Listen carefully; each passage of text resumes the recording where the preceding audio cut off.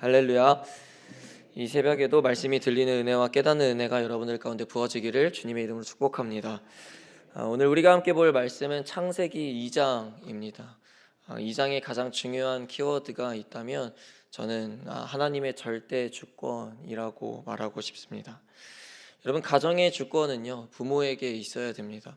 그래서도 안 되지만 자녀가 가정의 주권을 취하려고 한다면, 또는 가정의 주권이 자녀에게 빼앗기게 된다면 그 가정은 온전치 못하게 될 것입니다.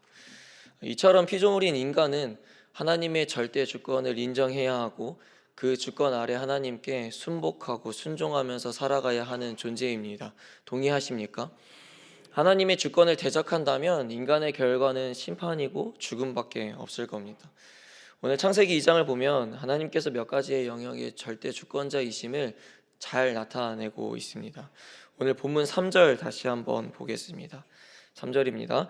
하나님이 그 일곱째 날을 복되게 하사 거룩하게 하셨으니 이는 하나님이 그 창조하시며 만드시던 모든 일을 마치시고 그날에 안식하셨음이니라. 아멘.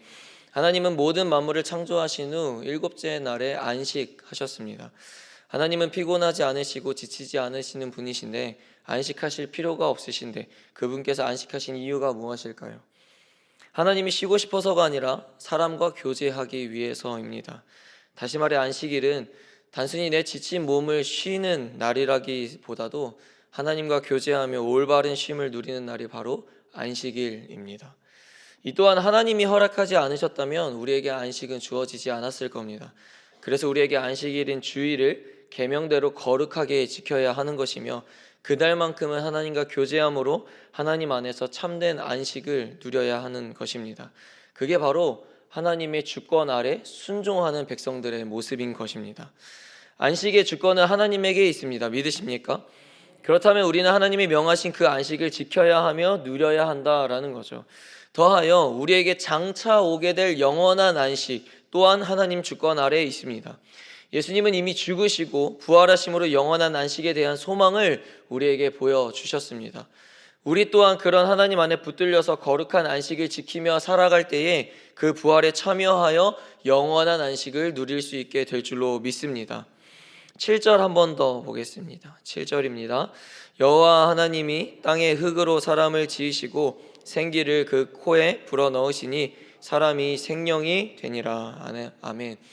하나님께서 아담을 만드신 후에 생기를 불어넣어 줌으로 생명을 허락하셨습니다. 이것이 곧 무엇을 뜻하는 거죠? 생명의 주인은 하나님이시라는 겁니다. 인간의 생명은 하나님이 주권자이시다라는 것을 보여주시는 거죠. 흙으로 사람이 만들어졌다는 것은요, 정말 인간이 아무것도 아닌 존재라는 겁니다. 그런데 아무것도 아닌 존재 하나님께서 생기를 불어넣으시니 생명이 되는 겁니다.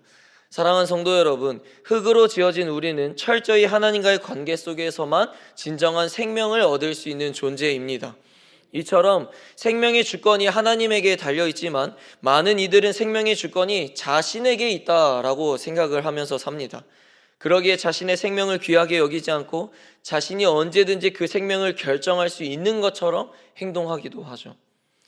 제가 고등학생 때 다음 세대 위해서 쓰임받아야겠다라고 결단했던 이유 중에 하나가 우리나라 청소년 자살률 1위라는 소식을 보게 되었을 때였습니다. 그리고 여전히 OECD 국가 중에 지금도 자살률 1위입니다. 그 말은 즉 많은 청소년들이 생명을 귀하게 여기지 않고 있다는 것이며 생명의 결정권이 자신에게 있다고 생각하고 있다는 겁니다. 오늘날에도 마찬가지입니다, 여러분. 작년, 재작년이 9년 만에 또 이 수치가 한참을 넘었다고 합니다. 최고치를 찍고 있다고 합니다. 여러분, 우리 교회 청소년들도 마찬가지입니다. 안타깝지만 제가 상담할 때 적지 않게 듣는 이유가 듣게 되는 이야기가 죽고 싶다는 겁니다. 죽고 싶다는 거. 그래서 저희 부서 안에서도 자해하는 친구들이 있고 어디에 올라가 봤다라는 이야기를 들을 때마다 아찔합니다. 아이들뿐만 아니죠. 어른들도 죽고 싶다는 생각을 얼마나 쉽게 합니까? 여러분, 우리의 생사화복은 오직 주님께 있습니다. 왜죠? 하나님이 생명의 주권자이시기 때문입니다. 인간에게 생명을 주신 건 역시 하나님이시기 때문에 그 생명의 소유는 하나님에게 있다라는 겁니다. 본문 22절을 한 번 더 보겠습니다. 22절입니다. 시작. 여호와 하나님이 아담에게서 취하신 그 갈빗대로 여자를 만드시고 그를 아담에게로 아멘. 우리가 결혼에 대해서도 그렇게 말하지 않습니까? 내가 누군가를 만나고 결혼하는 것 또한 하나님의 주권 아래에 있다는 것입니다. 단순히 사람의 감정과 어떤 선택을 넘어서서 그 뒤에 하나님의 섭리와 그 계획 가운데 이루어지는 것이 바로 결혼입니다. 세상 사람들이 보기엔 이 두 사람만의 선택과 약속만 있으면 된다라고 생각하지만, 사람을 창조하시고 결혼 제도를 창조하신 하나님께서 개입하지 않으시면 두 사람의 만남은 이루어질 수 없는 것이며 가정이 이루어질 수 없게 되는 겁니다. 그래서 믿는 부부가 결혼하여 믿음의 한 가정을 이룰 때 우리가 그렇게 표현하는 거죠. 그 가정의 주인은 하나님이다 라고요. 가정 안에서도 하나님의 절대 주권을 인정하지 않거나 무시되면 그 가정이 위태로울 수밖에 없게 되는 겁니다. 제가 이처럼 지금까지 이 앞에 모든 이야기들을 한 이유는요, 이 창세기 2장을 보면 안식의 주권, 생명의 주권, 결혼의 주권, 즉 모든 주권이 하나님에게 있다는 것을 하나님은 나타내고 계십니다. 더하여서 선악과의 말씀을 통해서, 이 2장의 가장 중요한 부분이라고 볼 수 있는 선악과의 말씀을 통해서 조금 더 그분의 절대 주권을 살펴보려고 합니다. 하나님은 인간을 창조하시고 모든 것을 누리게 하셨습니다. 그러나 딱 한 가지를 제한하셨죠. 그것이 무엇이었습니까? 잘 모르시나 봅니다. 무엇이죠? 네, 선악과를 먹지 말라라는 거잖아요. 그렇죠? 에덴 동산 파트를 읽으면서 사람들이 가장 많이 질문하는 것이 있다면 이것일 겁니다. 하나님은 왜 선악과를 만드셨습니까? 라는 질문이요. 선악과를 먹을 걸 아셨으면 애초에 안 만드셨으면 되지 않았느냐라는 이 질문을 한 번쯤 들어보셨거나 한 번쯤 스스로에게 해보셨을 겁니다. 저 역시도 어렸을 때 어차피 먹을 거 알면서 이것을 왜 지으셨을까? 애초에 만들지 않으셨으면 인간이 죄로 타락할 이유가 없는 거 아닌가? 라는 이런 질문을 해봤습니다. 그리고 흔히 우리는 이것을 하나님의 자비로 허락하신 인간의 자유의지라고 이야기를 하기도 합니다. 하나님은 인간 스스로가 판단하여 하나님 말씀에 순종할 수 있는 자유를 허락하셨습니다. 그리고 그 안에는 하나님과 인간 사이에 분명한 질서가 있다라는 것을 또 말씀해 주셨습니다. 인간과 인간 사이에서도 좋은 관계를 유지하기 위해서는 어떻게 해야 될까요? 적당한 자율성을 허락함과 동시에 질서를 지키는 것이 너무나도 중요합니다. 마찬가지로 하나님이 우리에게 자율성을 주심으로 인간의 선택을 존중하고 배려해 주신 것처럼, 인간은 하나님과의 관계에 있어서 분명한 질서를 지켜내야 좋은 관계를 유지할 수 있다라는 겁니다.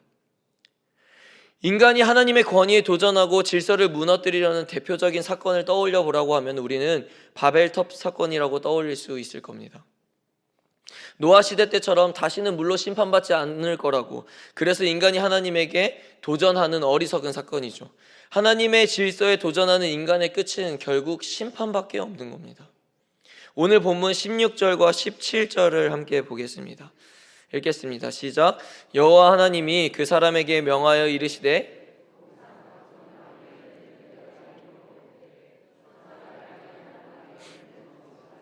네가 먹는 날에는 반드시 죽으리라 하시니라. 아멘. 하나님은 사람에게 모든 것을 누리고 먹을 수 있게 하셨지만 한 가지 분명히 안 된다고 하셨습니다. 선악과만큼은 먹지 말라. 그럼 먹는다면 넌 반드시 죽게 될 거다라고 이야기하셨죠. 이 말은 하나님이 허락하지 않았기에 반드시 먹지 말라는 겁니다. 인간은 하나님 아래 통치를 받고 있다라는, 다스림을 받는 존재라는 것을 다시금 기억하게 하시는 겁니다. 여러분, 선악과는 하나님이 하나님이심을 드러내는 것입니다. 우리가 생각하기엔 이 에덴 동산에 선악을 알게 하는 나무가 없어야 진짜 최고의 낙원이라고 생각할 수 있지 않습니까? 이렇게 생각해 보면 됩니다. 우리가 이 땅을 살아갈 때 고난과 역경과 시련이 없으면 너무 좋죠. 그럼 얼마나 평안하고 행복하게 살 수 있겠습니까? 그러나 진짜로 냉정하게 평가했을 때 그것들이 없다면 우리가 하나님을 찾는 존재가 될 수 있을까요? 그러한 것들이 없다면 진짜로 하나님을 날마다 생각하며 붙들며 나아가는 존재가 될 수 있을까요? 그렇지 않다라는 겁니다. 그런 시간들이 있었기 때문에, 그런 상황들이 내게 주어지기 때문에 하나님을 의지할 수 있는 것이며 내 존재가 얼마나 유한한 존재이고 연약한 존재인지를 알 수 있게 되는 겁니다. 그리고 생각하죠. 하나님 없이는 살아갈 수 없는 존재이구나. 마찬가지로 선악을 알게 하는 나무가 있지 않다면요, 내가 하나님의 피조물이며 하나님의 통치 아래에 있는 존재임을 잊어버릴 수 있다는 겁니다. 그래서 선악과를 어디에 두셨다고 이야기하는 겁니까? 가장 잘 보이는 에덴 동산 가장 가운데에 두셨다라고 이야기하는 거예요. 인간적으로 이해할 수 없으나 선악과는 아담과 하와를 보호하기 위함이라는 겁니다.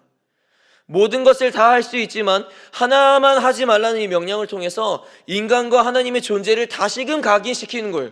너는 창조주가 아니고 내 피조물이라는 겁니다. 너는 왕이 아니고 나를 따라서 섬기는 종이라는 겁니다. 그래서 하나님은 선악과를 두시는 거죠. 내가 너의 하나님이고 내가 너의 창조주이자 이 모든 만물을 주권자가 나에게 있다라는 사실을 기억하라는 겁니다. 그래서 이 아담과 하와가 그 나무를 볼 때마다 절대 주권은 하나님에게 있구나라는 것을 기억해야 하는 거죠. 그래서 그것을 지키며 사는 게 아담과 하와가 보호받으면서 살 수 있는 겁니다. 여러분, 우리는 결코 왕이 될 수 없고 창조주가 될 수 없습니다. 우리가 거듭난 하나님의 자녀라는 새 옷을 입었다고 해서요, 어느 순간부터 마치 내가 주인인 것처럼, 내가 왕인 것처럼 사는 것은 하나님의 절대 주권을 잊어버린 것이며 내 정체성을 잊어버린 것입니다. 물론 우리에게는 무언가를 선택할 수 있는 자유의지가 있다라고 이야기하죠. 다만 우리가 잊어버리지 말아야 할 것은 그 선택에 있어서 반드시 책임을 따른다는 것을 잊어버리지 말아야 된다라는 겁니다. 모든 만물의 주권자이시며 인간을 창조하신 하나님의 주권을 인정하지 않고 그분의 주권을 거스른다면 우리는 어떻게 될까요? 이사야 45장 9절의 상반절을 현대인 성경으로 보겠습니다. 읽어봅니다. 시작. 깨어진 질그릇의 한 조각에 불과한 자가 자기 창조자와 다툰다면 화를 면치 못할 것이다. 아멘. 반복적으로 앞에서도 제가 누누이 말씀을 드렸지만 나를 창조하신 하나님의 주권을 인정하지 않는다면 우리는 심판을 피할 수 없게 된다라는 거예요. 또 방향을 잃고 자신의 목적을 잃어버린 삶을 살아가게 된다라는 거죠. 창조주이신 우리 하나님은 나를 누구보다 더 잘 아십니다. 믿으십니까? 그분은 늘 우리를 선한 길로 인도하십니다. 믿으십니까? 그러기에 우리가 하나님의 주권에 따르면서 살아가는 것은요, 여러분요, 우리가 억압받는다라고 생각하는 것이 아니라 축복과 은혜가 우리 가운데 주어지는 것이구나 라고 생각해야 되는 겁니다. 여러분, 우리가 말씀대로 사는 것은요, 하나님 앞에서 우리가 억압받으면서 사는 것이 아닙니다. 그것이 은혜이며 복인 줄로 압니다. 사랑하는 여러분, 하나님의 절대 주권을 인정하십니까? 하나님의 절대 주권을 인정하는 자에게 그럼 나타나야 할 것은 무엇일까요? 따라해볼까요? 절대 순종입니다. 우리가 하나님 앞에, 절대 주권 앞에 우리가 인간이 취해야 할 모습은요, 절대 순종입니다. 신명기 30장 15절에서 16절 현대인 성경으로 보겠습니다. 시작.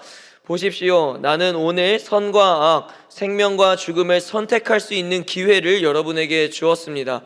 만일 여러분이 내가 오늘 여러분에게 가르치는 여러분의 하나님 여호와의 명령을 순종하고 그분을 사랑하며 그분의 모든 법과 규정을 지키면 여러분이 생존하여 번성할 것이며 여러분이 들어가 살 땅에서 여호와 하나님이 여러분을 축복하실 것입니다. 아멘. 방금 읽은 본문은 하나님의 백성이 하나님의 명령에 순종한다면 그분으로부터 받게 되는 그 복, 그리고 번성하게 될 것이라는 것을 말해주고 있습니다. 다시 말해 하나님의 백성들이 하나님의 명령에 절대 순종한다면 그것이 생명과 연결되어진다라는 겁니다. 더하여 하나님의 백성이라는 정체성을 확증하는 것이라고 볼 수 있게 된다라는 거죠. 하나님께서 인간에게 주신 최초의 명령이자 최초의 율법은 선악을 알게 하는 나무의 열매는 먹지 말라라는 겁니다. 네가 먹는 날에는 반드시 죽게 된다라는 거죠. 여러분, 이 명령에 우리는 절대 순종해야 하는 것입니다. 성경이 반복하여 우리에게 말해주고 있는 것은 무엇입니까? 이 성경 전체가 반복적으로 말하고 있는 것은 하나님 말씀에 순종하라는 겁니다. 왜요? 우리는 순종해야 하는 존재이며 순종해야 번성할 수 있으며 순종해야 그 땅에 들어갈 수 있게 되기 때문이라는 겁니다. 아담과 하와가 그 명령에 순종했다면 어땠을까요?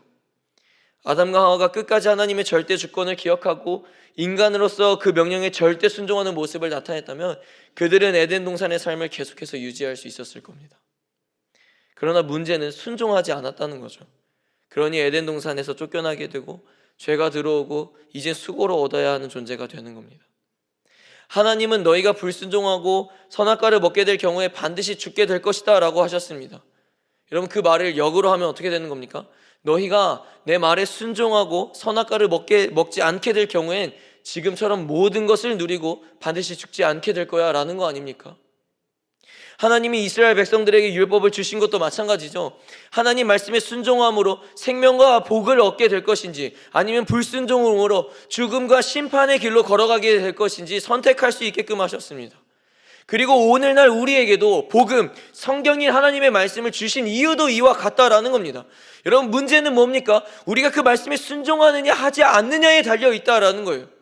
하나님 말씀에 절대 순종으로 나아간다면 우리는 그분 앞에 절대 주권을 인정함으로 생명의 길로 걸어가게 되겠지만, 지금의 내가 불순종으로 나아간다면 그 주권을 인정하지 않는 행위이기에 죽음의 길로 걸어가게 된다라는 겁니다.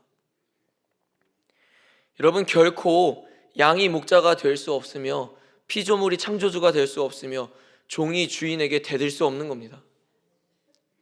자녀가 아버지에게 대들면 그냥 맞는 겁니다. 이게 질서예요. 근데 곧 누가 절대 주권을 쥐고 있는지를 알게 해주는 겁니다. 사랑하는 성도 여러분, 하나님의 주권에 절대 순종하는 백성들이 되기를 주님의 이름으로 축복합니다. 늘 우리의 삶에 있어서도요, 어렵고 힘든 시간들이 찾아오는 것도 그렇습니다.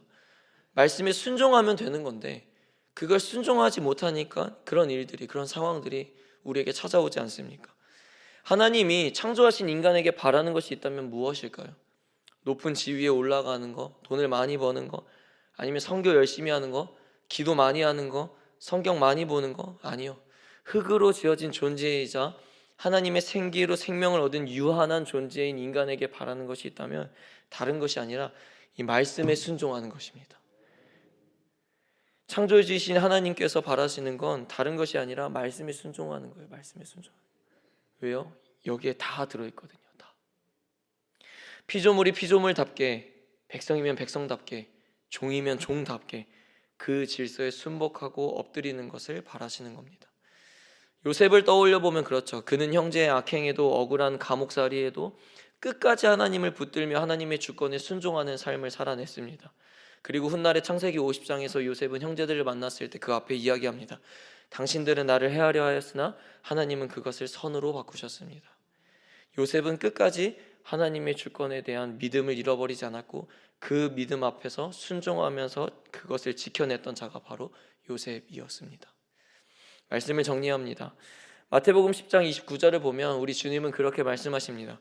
하나님이 허락하지 않으시면 참새 한 마리도 땅에 떨어지지 않을 것이다 라는 것을. 하나님의 절대 주권을 온전히 신뢰하고 인정하는 것이 진짜 믿음입니다. 그분의 절대 주권을 인정한다고 하면서 순종하지 않는 것은요, 그분의 주권을 인정하지 않는다라는 겁니다. 사랑하는 성도 여러분, 주권이 누구에게 있는지를 분명히 기억하고 모든 것의 절대 주권자 되시는 그분께 엎드리시기를 바랍니다. 또한 절대 주권자 되시는 그분을 믿는 믿음으로 살아가시기를 주님의 이름으로 축복합니다. 여러분, 먹지 말라는 것에도요, 다 하나님의 뜻이 있는 겁니다. 하지 말라는 것에도요, 다 하나님의 뜻이 있는 거예요. 우리의 삶의 모든 일에도요, 다 하나님의 뜻이 있는 줄로 믿습니다. 그 뜻을 다 이해할 수 없다면 우리가 하나님 앞에 취해야 할 태도는 외지가 아니에요. 그저 절대 순종인 것입니다. 오늘도 우리의 창조주 되시고 절대 주권자 되신 그분 앞에 절대 순종으로 하루를 살아내는 저와 여러분들이 되기를 주님의 이름으로 축복합니다. 아멘. 우리 시간 말씀을 기억하면서 잠깐 함께 기도하면서 나아갔으면 좋겠습니다. 이 시간 기도할 때 주님, 하나님의 절대 주권에 도전하는 어리석은 자가 되지 않게 하시고 그 질서에 무릎 꿇게 하시고 창조주 되시고 모든 피조물의 절대 주권자 되시는 주님 앞에 늘 겸손하게 절대 순종하는 자가 바로 내가 되게 하여 주시옵소서. 우리 시간 말씀을 기억하며 주여 한번 부르짖고 기도하며 나아가겠습니다. 주여, 사랑과 은혜가 풍성하신 주님, 오늘 말씀을 기억하며 함께 기도하며 나아갑니다. 주님, 하나님의 절대 주권에 인정하고 순복하는 자가 되기를 원합니다. 주님, 그 질서, 하나님께서 세우신 질서에는 분명한 뜻이 있고 분명한 이유가 있기에 주님, 그 질서를 지키는 자가 되게 하여 주시옵소서. 하나님의 주권에 도전하지 않게 하여 주시옵시고 그 주권에 도전하는 자의 결과가 얼마나 비참하고 얼마나 처참한지, 그리고 심판과 죽음밖에 없음을 반드시 기억하게 하여 하여 주셔서 하나님의 절대 주권 앞에 우리가 취해야 될 것은, 내가 취해야 될 것은 절대 순종밖에 없게 하여 주시옵소서. 주님, 주님의 말씀 앞에 순종으로 나아가게 하여 주옵소서. 오늘도 이 말씀을 붙들며 살아갈 때에 하나님 앞에 내가 취해야 할 태도는 순종밖에 없게 하여 주시옵시고, 내가 주님 앞에 어떠한 의문을 구하기보다도 주님의 말씀하셨다면 예 주님 그저 제가 하겠습니다, 예 주님 그저 하지 않겠습니다, 내 뜻을 굽히고 하나님의 뜻에 순종할 수 있는 오늘의 삶을 살아가게 하여 주시옵시고, 하나님의 성도로서 성도답게 살아가게 하시고, 하나님의 종으로서 종답게 살아가게 하시고, 하나님의 양으로서 온전히 목자의 말씀에 순종하며 따라갈 수 있는 그 태도가 우리 가운데 나에게 있게 하여 주시옵소서. 그래서 오늘도 절대 주권 앞에 주님 앞에 엎드리고 겸손한 마음으로 나아갈 수 있는 우리 모두가 될 수 있도록 주님께서 복의 복을 허락하여 주시옵소서. 사랑과 은혜가 풍성하신 하나님, 오늘도 새벽을 깨워 주의 성전에 나오게 하시고 말씀을 들을 수 있는 은혜를 허락하심에 감사드립니다. 주님, 우리가 쉬는 것도, 일하는 것도, 먹는 것도, 결혼하는 것도, 생명을 얻은 것도 다 하나님이 허락하지 않으시면 이루어질 수 없는 것들이었습니다. 그러므로 주님, 늘 절대 주권자 되신 주님 앞에 엎드리게 하시고 날마다 그 주권을 기억하며 인정함으로 유한한 존재인 우리가 하나님 앞에 절대 순종하는 모습을 나타낼 수 있도록 인도하여 주시옵소서. 주님, 오늘 하루도 주님의 주권 아래 살 때에 순종으로 몸부림치게 하시고 주신 말씀 붙들며 하루를 승리할 수 있도록 주님 동행하여 주옵소서. 그렇게 하나님께서 함께하여 주실 줄 믿으며 예수님 이름으로 기도드리옵나이다. 아멘. 주여, 주여, 주여. 사랑의 하나님, 이제는 이 말씀을 붙들고 이 말씀을 들고 세상으로 나아갑니다. 주님, 이 말씀을 들고 나아갈 때에 빛과 소금의 역할을 감당하는 하나님의 성도들이 되게 하여 주시옵시고, 오늘 이 주신 말씀을 그저 지식에서 그치지 않게 하시고 삶으로 행동하며 실천하며 주님의 말씀에 순종하며 살아갈 수 있도록 주님께서 우리의 모든 삶 가운데 동행하여 주시옵소서.